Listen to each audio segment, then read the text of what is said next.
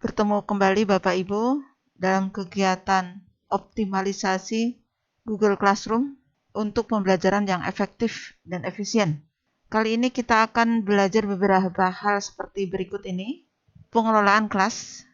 Yang kedua, Bapak Ibu sudah mengikuti pemaparan materi tentang pengelolaan kelas yang pertama ya. Membuka kelas, lalu mengundang siswa, dan sebagainya sudah ada di workshop yang pertama. Workshop yang kedua ini pengelolaan kelas, kita akan belajar tentang mengedit nama kelas, mengarsipkan kelas, menggandakan kelas, menghapus kelas, mengaktifkan kelas, dan menutup kelas. Kapan kita akan mengedit, mengarsipkan, dan sebagainya, sampai dengan menutup kelas itu ketika bagaimana, kita akan bahas sama-sama ya.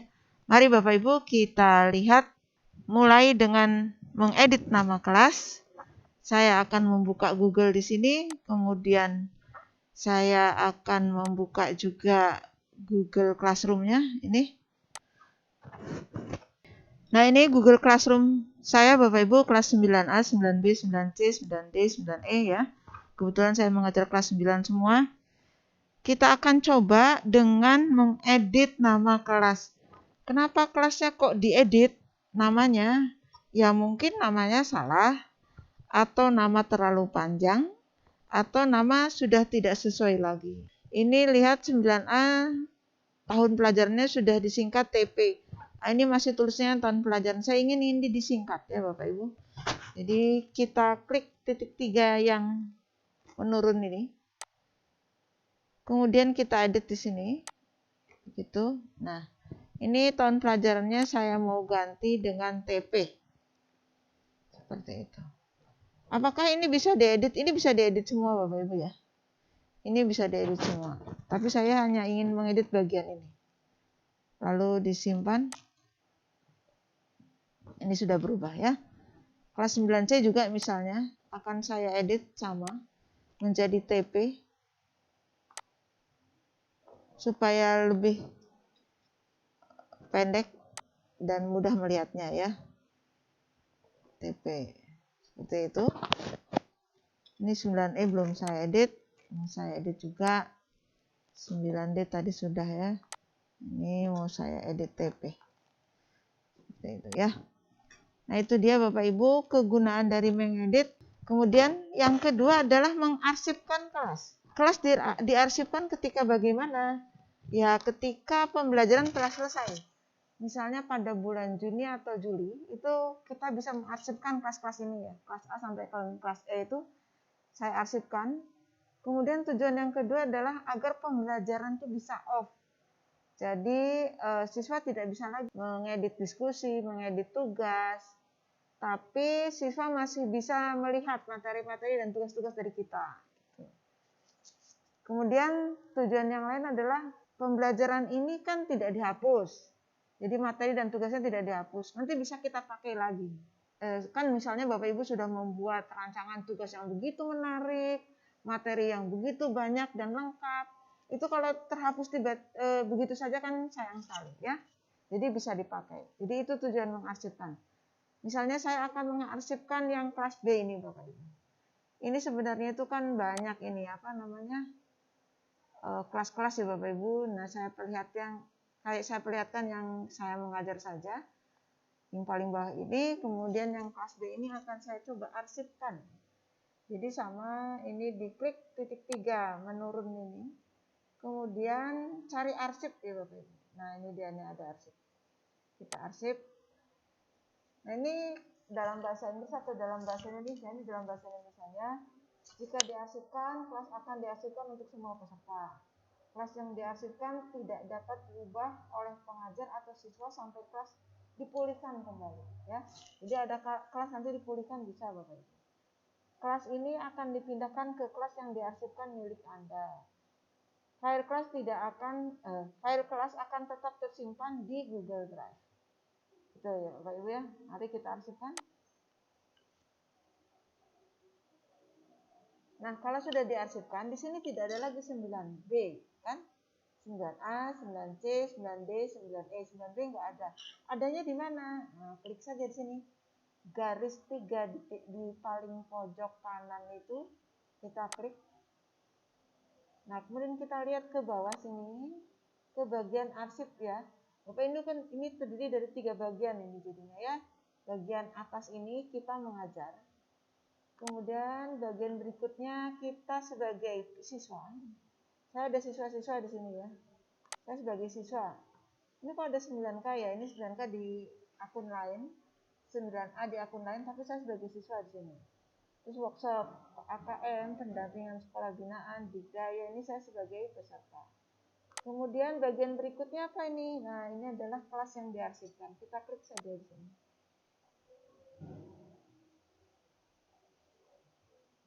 Nah, ini adalah kelas-kelas yang diarsipkan. Ada tidak PJJ 9B? Oh, ada ini. Ini adalah yang tadi kita arsipkan. Ada di sini ya, Bapak Ibu.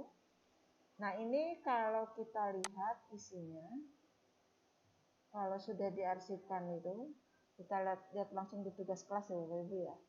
Tugas-tugasnya masih ada. Gitu. Tugasnya masih ada, tapi siswa sudah tidak bisa mengirimkan tugas atau mengedit diskusi, mengedit tugas-tugasnya sudah tidak bisa. Ini masih ada lengkap ya Bapak Ibu sejak awal. Nah, jangan khawatir hilang ya. Kemudian itu mengarsipkan ya Bapak Ibu, dianggap sudah selesai. Kita ke klasis lagi, ini ya kelas-kelas yang tadi. Kita sekarang ke menggandakan kelas. Oh, kelasnya digandakan? Ya, kelas digandakan itu maksudnya tentu saja disalin, di copy, ya. Nah, tujuannya apa? Tujuannya adalah kelas yang diarsip. Jadi yang menggandakan kelas itu bila kelasnya sudah diarsipkan. Kalau kelas yang masih aktif digandakan tidak bisa. Jadi kelas digandakan bila ada di arsip, ya. Kelas yang ada di arsip akan dipakai lagi dengan nama kelas disesuaikan. Jadi kelas 9B tadi misalnya akan kita pakai untuk tahun ajaran berikutnya. 2021-2022 misalnya. Itu kita bisa gandakan. Materi yang ada di dalam kelas yang digandakan itu tidak berubah Bapak Ibu. Tapi dalam bentuk draft. Jadi draft itu berarti siswa belum bisa lihat kan sampai kita mempostingnya. Nah, kalau sudah digandakan seperti itu, siswanya hilang. Apakah kelas-kelas yang diarsip masih ada? Diarsip masih ada. Jadi 9B yang ada di arsip masih ada.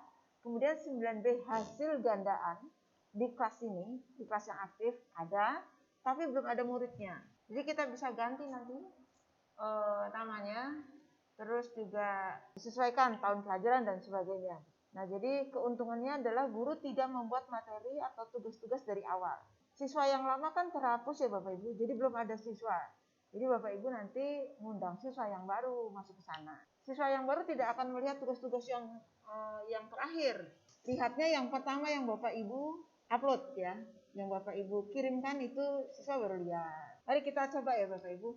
Kita akan lihat arsip kelas 9B tadi, terus kita gandakan. Ini yang diarsipkan. Nah, ini 9B ini kita akan salin. Nah, ini salin Bapak Ibu ya, kita gandakan. Copy kalau di dalam bahasa Inggris, kita salin. Nah, ini saran saya ini diamkan saja Bapak Ibu, langsung saja disalin. Editnya setelah ada di klasis nanti ya. Nah, ini Bapak Ibu, kotak yang di tengah tadi sudah hilang, tapi ini masih diarsip toh Bapak Ibu. Kita klik di sini, lihat klasis atau kelas. Nah, di kelas-kelas ini klasis ya, ada tulisan salinan ya. Nah, ini salinan. Baiklah Bapak Ibu, ini adalah salinan PJJ 9B tadi. Coba kita lihat isinya ya. Langsung saja ke tugas siswa. Nah, Bapak Ibu, tugas siswa atau work class ya. Kita lihat ini, coba lihat Bapak Ibu. Ini dalam bentuk draft semua ya, draft. Jadi ini dalam bentuk belum disampaikan kepada siswa. Disampaikan apabila Bapak Ibu kirim gitu ya Bapak Ibu. Yang seperti kita pelajari pada workshop yang pertama. Nah, ini dalam bentuk draft semua sampai bawah, sampai dengan yang di awal ya. Nah, ini kemudian Bapak Ibu bisa juga lihat ini anggotanya siapa aja. Nah, ternyata tidak ada satupun siswa di sini kan. Ini baru saya ini sebagai pengajar. Di sini belum ada siswa satupun. Nilai ya juga belum ada, 0, belum ada nilai di sini. Begitu ya. Nah, ini forum juga belum ada. Jadi Bapak Ibu sejak awal itu menyapa siswa dulu, sejak awal seperti waktu awal kita dulu ya.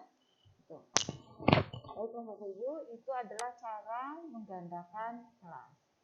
Terus kemudian bagaimana cara menghapus kelas? Ya, tahap berikutnya cara menghapus kelas. Jika apa kita menghapus kelas? Ya, Bapak Ibu menghapus kelas syaratnya adalah kelas itu ada di arsip ya Bapak Ibu. Jadi sudah diarsipkan. Kemudian logikanya kita tidak bisa menghapus tiba-tiba kelas yang sedang aktif. Tidak bisa. Jadi kelas harus diarsipkan dulu baru bisa dihapus. Ya. Mengapa kok dihapus? Ya, karena isi materi semua sudah ada di kelas yang lain misalnya. Materinya sudah lengkap, itu di kelas lain juga ada. Kelas yang baru misalnya. Misalnya yang kita hapus itu tahun 2018, 2019 misalnya, itu kan udah lama sekali. Itu sudah digandakan di tahun 1920 misalnya. Gandakan lagi 20, 21 ya. Jadi tahun 18, 19 itu sudah ketinggalan zaman atau sudah tidak sesuai lagi, itu bisa dihapus. Baiklah, sekarang kita lihat di arsip PJJ Matematika 9F. PJJ Matematika 9F ini sudah diarsip ya Bapak Ibu. Nah, ini terus kita hapus. Ya. Hapus tinggal begini saja. Hapus.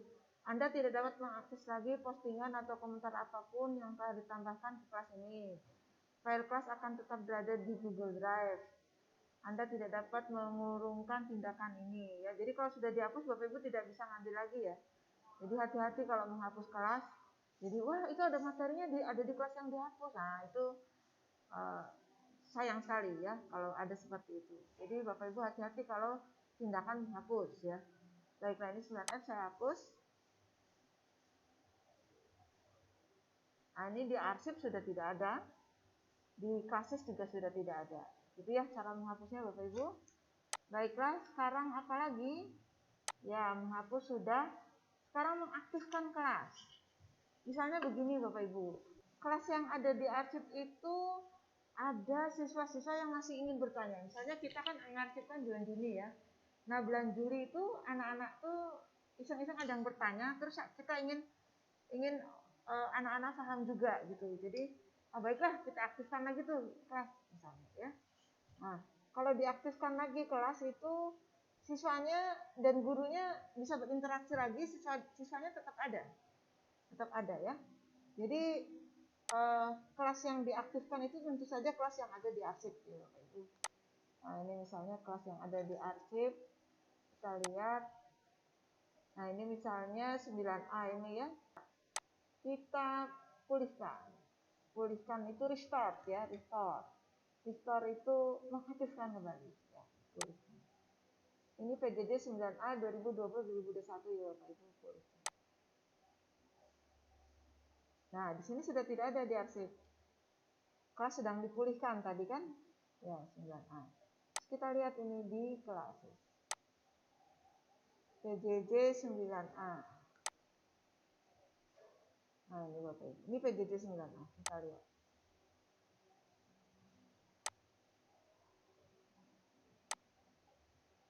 Ini saya mudah-mudahan ini namanya masih ada. Namanya masih ada ini ya. Namanya masih ada siswanya dan bisa kita selenggarakan tanya jawab lagi dan sebagainya di forum, atau Bapak Ibu mau memberikan sesuatu juga di tugas kelas bisa ya. Itu mengaktifkan kelas, di restart ya Bapak Ibu. Nah sekarang menutup kelas. Apa artinya menutup kelas? Menutup kelas itu bila jumlah siswa bukan ditutup, maksudnya ini cuma seperti kalau kita menutup pintu kelas Bapak Ibu. Siswanya sudah masuk semua nih ke kelas, ada 34 anak, ya tutup pintunya. Nah, jadi menutup kelas itu maksudnya menutup pintu ya, pintu kelas. Jadi jika jumlah siswa sudah memenuhi kuota-kuota, maksudnya sudah memenuhi kuota, maka kelas bisa kita tutup.